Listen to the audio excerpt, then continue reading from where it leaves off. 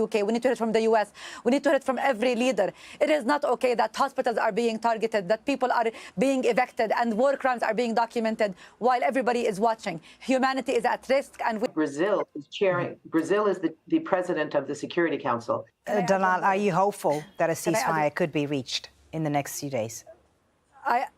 I hope so. However, it is really sad that while we are waiting for a ceasefire and that we are waiting for action, a diplomatic action, millions of Palestinians are perishing, and women and children are deprived from water, from milk, from medicine. The hospitals, the doctors are operating in the hallways without electricity and without anesthesia.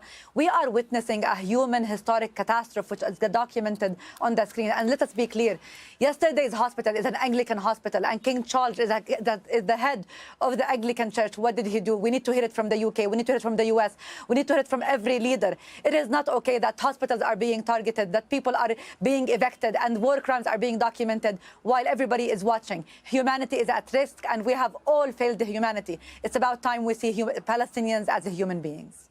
Thank you all. Thank you to all three of you for a great discussion. Dalal Irikat, Khaled El Gindi, and Phyllis Bennis. Thank you for joining us on Inside Story. And thank you, too, for watching. You can always watch this program again anytime by visiting our website at aljazeera.com. For further discussion, go to our Facebook page. That's facebook.com/AJ Inside Story. And, of course, you can join the conversation on X. Our handle is at AJ Inside Story. From me, Fuli Batiboy, and the whole team here in Doha, thanks for watching. Bye for now.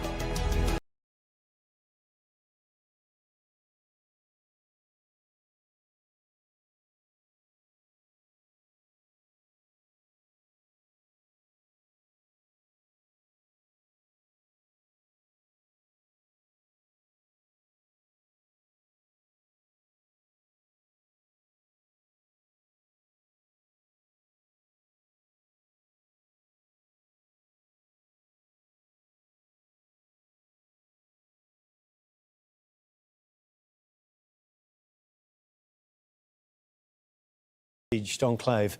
US President Joe Biden says 20 trucks will be allowed to go into Gaza from the Rafah crossing with Egypt, possibly from Friday. The deal was reached during his visit to Israel and after talks with Egypt's president. Israel says the agreement is conditional on the aid supplies not reaching Hamas. The agreement comes as Israel intensified its bombing campaign overnight on Wednesday. Its airstrikes hit multiple locations in Gaza, including Rafah near the border with Egypt. In West Rafah, a home and its surrounding area was targeted, killing 33 Palestinians, including children. Israel also launched airstrikes in the Khan Yunis refugee camp in southern Gaza. Residential neighbourhoods in central Gaza were also hit, flattening apartment blocks and stranding nearly 100 families. UN facilities, universities, schools and wedding halls are all at capacity. We came from Gaza City. They told us to come to the south, so we came to the south. We found that the strikes intensified in the south. We stayed in a house. In front of us there was a strike, and behind us there was a strike. There's no safety. There's no safety in Gaza. You have to be ready to die and just stay in your house. Well, Palestinian journalist Hani Abu Ishiba reports from the Rafah crossing. So the gate, as you see from the camera where I'm standing, this is the Palestinian gate. And all the way to the Egyptian gate, we're talking about like 2-3 kilometers maximum. That's the area where passengers in normal days would move to go to the Egyptian side. So right at the Egyptian side, we have those 20 trucks are there. Stopped waiting for the Israeli approval to get in. Now, as far as we know, the United Nations is the official body that is going to be responsible for the distribution of these humanitarian aid. My guess, the priority will be for hospitals that are running out of fuels, running out of medical supplies. So far, we know some of the hospitals are on the brink of complete collapse as they don't have a fuel to run the power generators to keep operations going on. I think will be then the shelters where many people who were asked to evacuate. I'm talking about and UNRWA schools. They've been designated as shelters for those evacuees. I think these are the two priorities. I'm not sure what's going to happen for the rest of the people. As Yumna said, 20 trucks seems really little compared to the needs of the Palestinian. The estimation of people who evacuated the northern part and Gaza governorate is close to 700,000 people. In addition to the already densely populated areas of the city of Khan Yunis and Rafah and the middle areas. So the things are on the life conditions here are aggravating, and there is a need for more support. It's only our hope that there are more trucks, more humanitarian convoy will be allowed.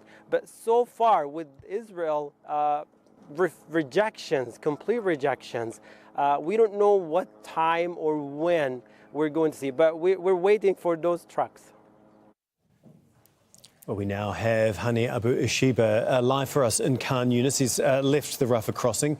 Hani, can you just tell us a little bit more about these latest strikes, which I understand have killed a number of civilians? Yes.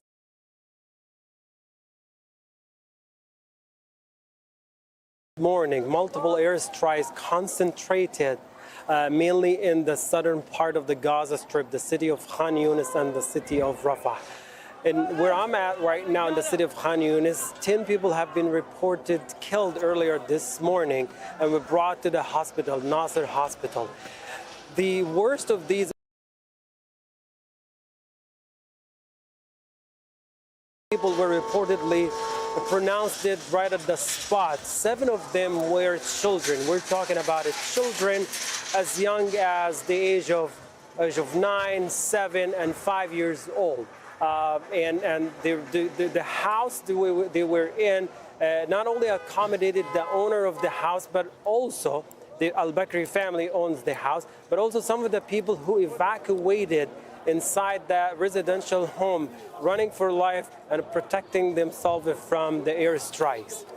There are other airstrikes that hit Zahra City. Zahra City is a small area between Gaza City and the middle areas of the Gaza Strip. And this is a newly established city. It was established by the PA to house PA elements, talking about security forces belonging to the PA, as well as officials from the PA when it was still in the Gaza Strip. A mosque was targeted in Deir al-Balah, was completely destroyed, resulting in the injuries of tens who were in the streets. Some of these people who got injured were in line in front of a bakery picking up bread for their families. OK, thank you so much for that update. That is Hani Abu Ishiba from Khan Yunis in Gaza. Well, British Prime Minister Rishi Sunak has arrived in Tel Aviv to meet Israeli Prime Minister Benjamin Netanyahu. His visit is part of an organised show of solidarity with Israel and comes as world leaders call for de-escalation. He's expected to push for humanitarian aid to be delivered to Gaza as soon as possible. To be here in Israel at this important time. Above all, I'm here to express my solidarity with the Israeli people. You have suffered an unspeakable, horrific act of terrorism, and I want you to know that the United Kingdom and I stand with you. I'm looking forward to my meetings later today with the Prime Minister and President, and I very much hope that they will be productive meetings. OK, let's bring in Alan Fisher, who's live for us in Tel Aviv. And as Sunak said there, he's meeting the Israeli PM and the President. But how similar is this going to be to Joe Biden's visit, where basically is he going to support Israel, condemn Hamas and talk about humanitarian aid? It's different from Joe Biden's visit in one crucial aspect. Joe Biden can come and offer a huge aid package. Rishi Sunak cannot. It's still important, though, to have the support of the British. As you say, he will come here. He will urge humanitarian aid to go into Gaza. He will urge the fact that there should be a limit on the number of innocent lives being lost. He's already said that they've got to avoid further escalation in the region. He's going to spend a couple of days in this neighbourhood. He's intending to head to Turkey, also to Cairo, and he will be in Qatar as well. There he will urge the opening of the Rafah crossing to make sure the aid can get in, but also to make sure that people who have British passports are able to get out, similar to what Joe Biden was doing with the Americans. And he'll also urge those who have levers and conduits to Hamas to call for an end to the fighting, to perhaps de-escalate the situation without actually going as far as using that word. We've seen rallies and vigils in the UK in support of Palestinians. How much pressure is Sunak under, I guess, to walk that very fine line?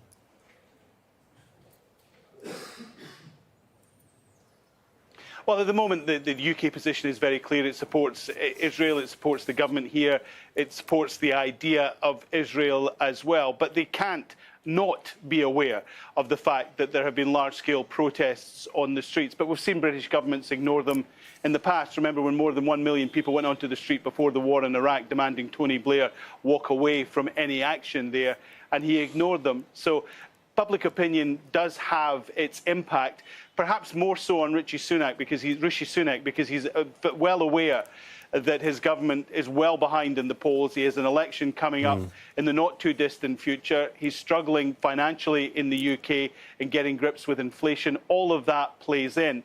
And of course, if public support is not there for your government and your government's position, then that tends to force a rethink. So he will be aware of those protests. He'll have to take that into his calculus. But his immediate efforts here will be about humanitarian aid and getting the people with British passports out of Gaza as quickly as possible. Interestingly enough, those with the British passports include the parents of Scotland's First Minister, someone that Rishi Sunak has not had a conversation with, as far as I'm aware, in the last 10 days. OK, thank you so much for that, Ellen. That is Ellen Fisher for us in Tel Aviv. Israeli forces have killed at least 7 Palestinians in multiple raids in the occupied West Bank. One of the attacks targeted the village of Budrus early on Thursday morning. At least 69 Palestinians have been killed and 1,300 injured by Israeli forces or settlers since October the 7th. Nida Ibrahim has more from Ramallah. Israeli forces have declared the Nur Shams refugee camp as a closed military zone, and people there are telling us that more and more reinforcements are coming in to the refugee camp. They expect it to be a long raid, larger than the one we've seen in September, where 2 Palestinians have been killed and a lot of damage has been incurred by the Israeli forces.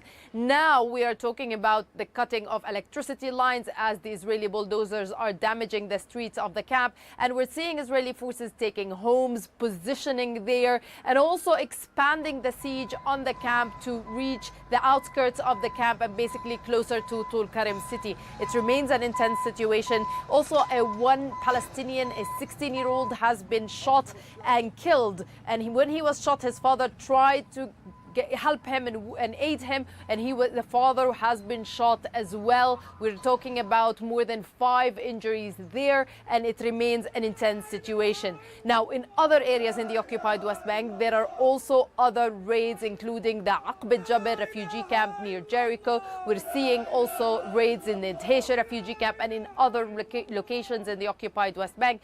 The main target that the Israelis are doing now is arrests, with more than 850 Palestinians arrested since the start of the escalation. But all in all, there has been also a demolition of a Palestinian home, a home for a Palestinian that Israel accuses of committing an attack against Israelis in July. So it remains an intense situation here in the occupied West Bank.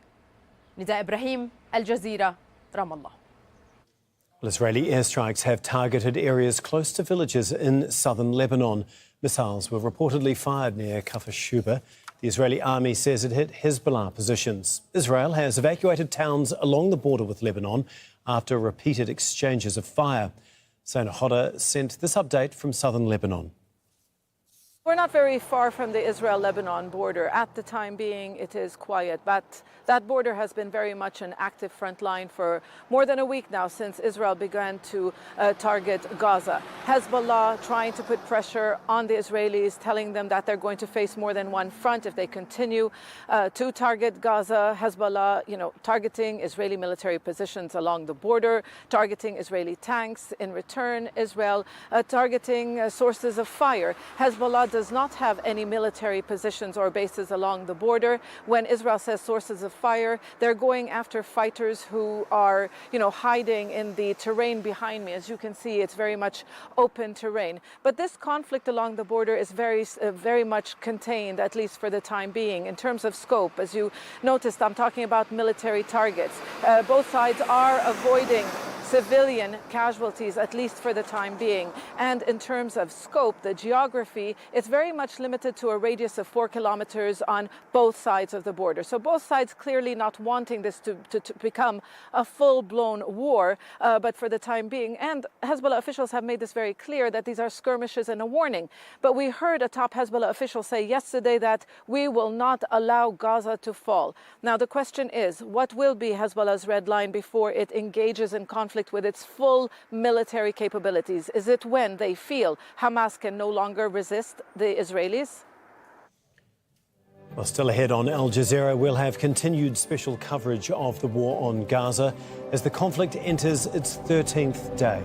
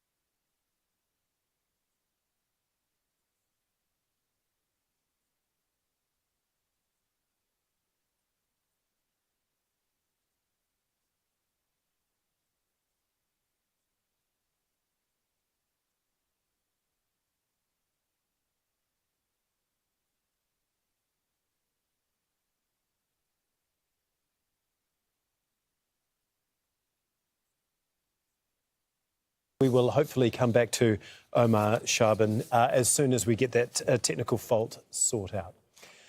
Well, the United Nations has warned about the lack of clean and safe water for the people of Gaza. The enclave received from the Kimberley.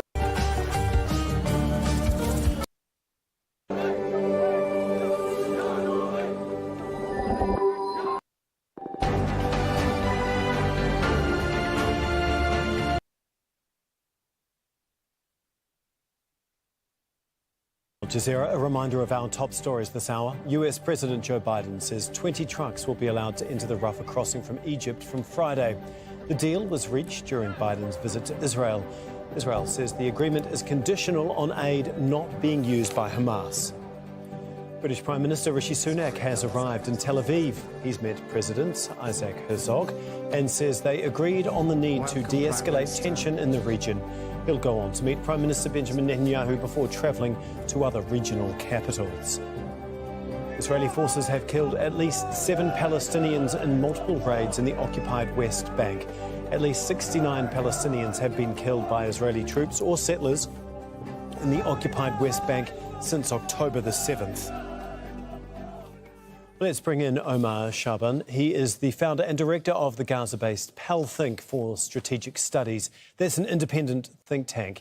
He left Gaza about a week ago and he joins us from Cairo. Thank you very much, sir, for being on Al Jazeera.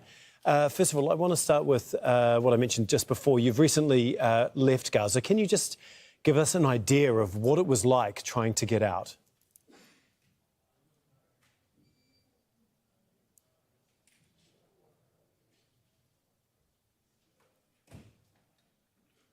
Well, it looks like we have lost the audio there, but we will hopefully come back to Omar Shaban as soon as we get that technical fault sorted out.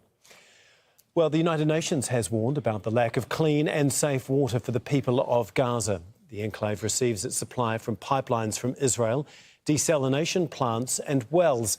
But after the Hamas attack, Israel cut off its water, fuel and electricity. Laura Khan reports on how Gaza has long been affected by Israel's control of its resources. Gaza has been under a land, sea and air blockade for 16 years, which includes control of its resources. And in this besieged coastal enclave, water is running out fast. Israel has long sold Gaza fresh water transported through numerous pipelines, but turned off the taps after Hamas launched its attack on October the 7th. The UN says water production from municipal groundwater sources in Gaza is less than 5% of what it was before the war. Philippe Lazzarini, head of the UN Agency for Palestinians, has warned Gaza is running out of water and Gaza is running out of life. Access to drinking water has long been a challenge for the people of Gaza. Before the war, officials in the region were unable to provide enough water for everyone. The enclave relies on the lower section of a shallow coastal aquifer for its groundwater. And because of overpumping, much of the water has been polluted. There were 3 major desalination plants that provided 7% of the water supply. They're now out of service. The Palestine Water Authority said in 2017 there were 286 desalination plants. 79% are unlicensed. A report from the human rights organisation Beit Salem says 96% of Gaza's household water is undrinkable. But it's not just turning off the tap.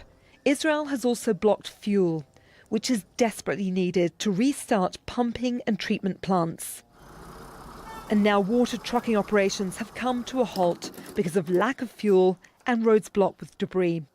And while bottled water is largely unavailable, small desalination plants have become the main suppliers of clean drinking water.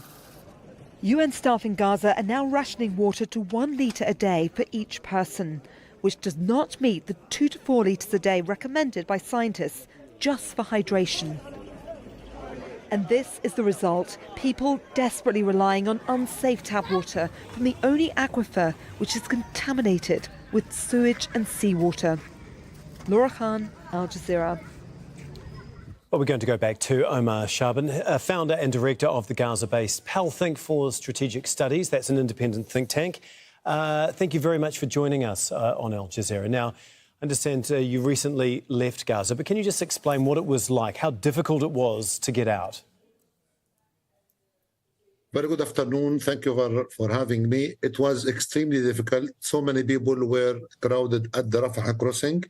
While I was on the crossing at Rafah going to Egypt, there were bombing around the crossing.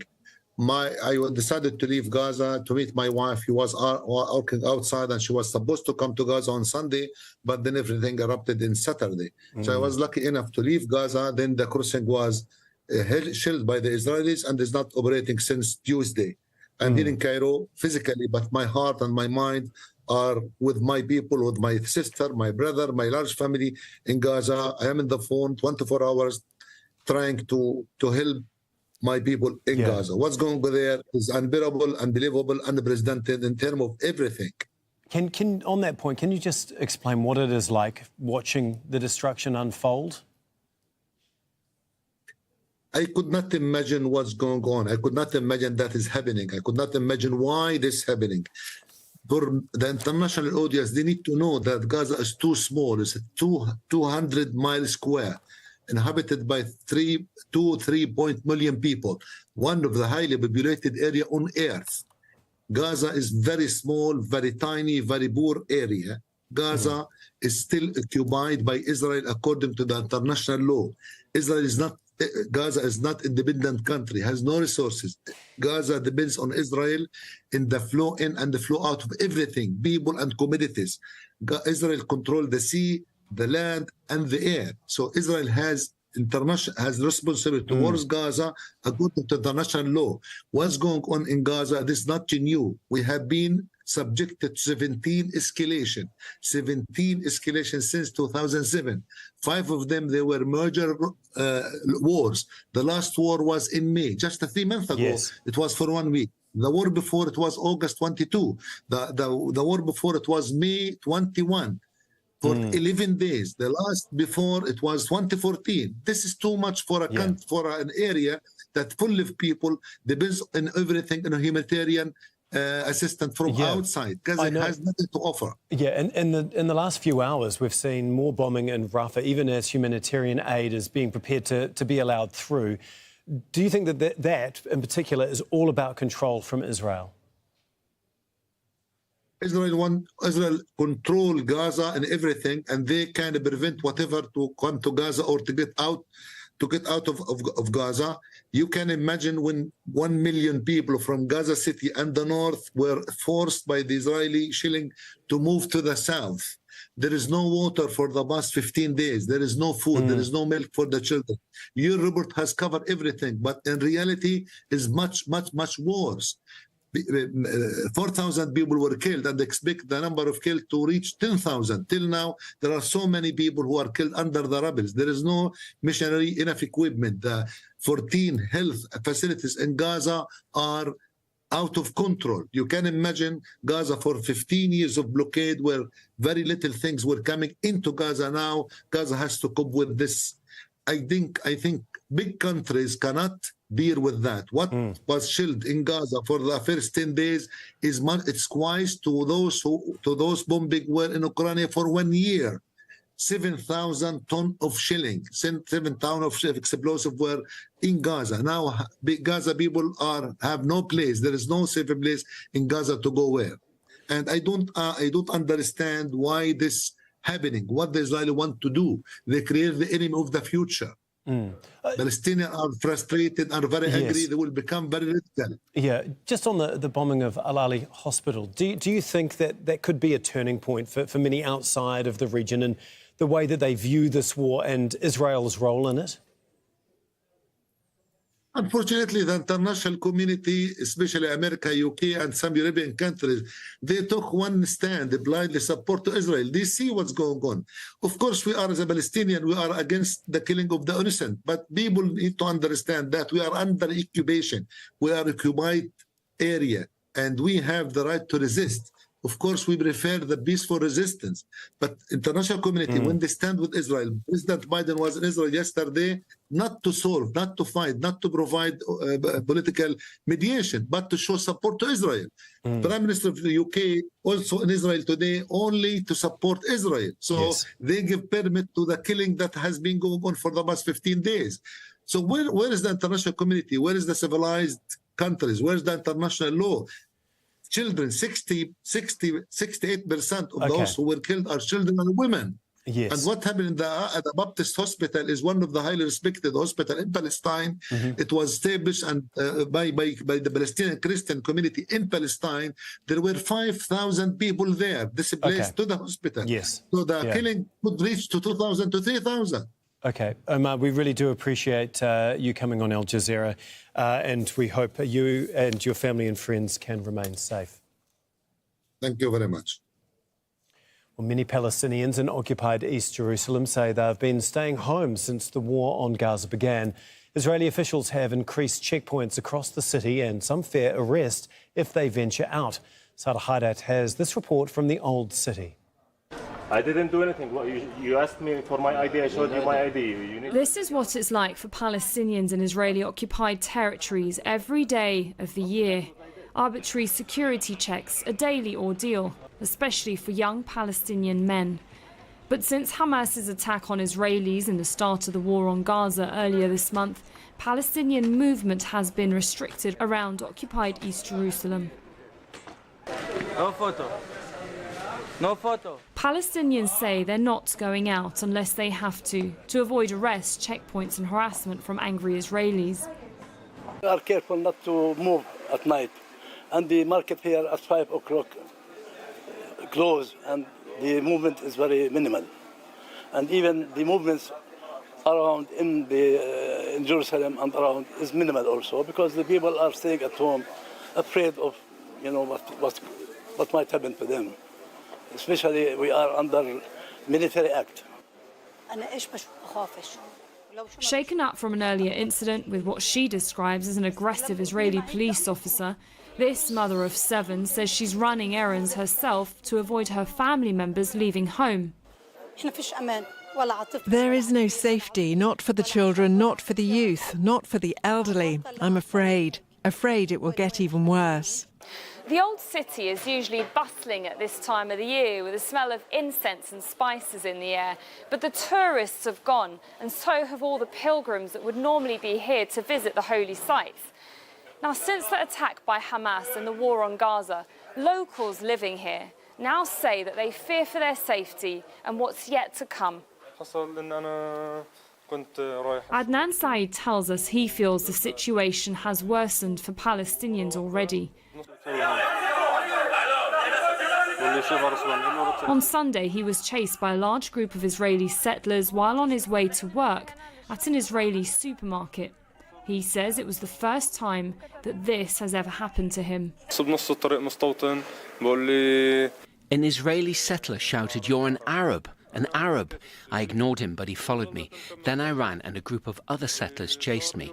A security guard came over shouting while pointing a gun at my face and forced me to the ground. It was discrimination only because I'm Palestinian. Adnan says just a few days before this incident, he was also surrounded by a group of Israeli forces during a stop check while in his car before finally being let go. Israeli forces have killed at least 5 Palestinians and made more than 100 arrests in occupied East Jerusalem in less than 2 weeks. And with far-right groups calling on Israelis to attack Palestinians they come across, regardless of age, Palestinians are worried that they'll be collectively punished more than they already have been. Sarah Khairat, Al Jazeera, occupied East Jerusalem. In Washington, D.C., protesters from anti-war group Jewish Voice for Peace have staged a sit-in inside a congressional building. The demonstrators are calling for an immediate ceasefire in Gaza and Israel's bombardment of the enclave. Some protesters wore shirts with the words, "Not in our name." In London, pro-Palestinian demonstrators gathered near the Prime Minister's residence on Downing Street. Protesters held banners and chanted slogans in solidarity with Palestinians. People in the Philippines have condemned Israel's strike on Al Ali Baptist Hospital in Gaza. Crowds held a candlelight vigil in the capital, Manila. Demonstrations also took place in the cities of Quezon and Marawi. And in The Hague in the Netherlands, around 1,000 protesters marched to the Israeli embassy. Demonstrators called on the International Criminal Court to investigate possible war crimes. Well, that's all from me, Tom McRae. It is just past 9:30 GMT. That's 12:30 in the afternoon in Gaza, where Israeli forces are continuing to bombard the besieged enclave. As always, our website, aljazeera.com, has the latest. Stay tuned. People and Power is coming up next. I've worked at Al Jazeera English since its launch as a principal presenter and as a correspondent. With any breaking news story, we want to hear from those people who would normally not get their voices heard on an international news channel. One moment I'll be very proud of was when we covered the Nepal earthquake of 2015, a terrible natural disaster and a story that needed to be told from the heart of the affected area. To be there and to tell the people's story was very important at the time.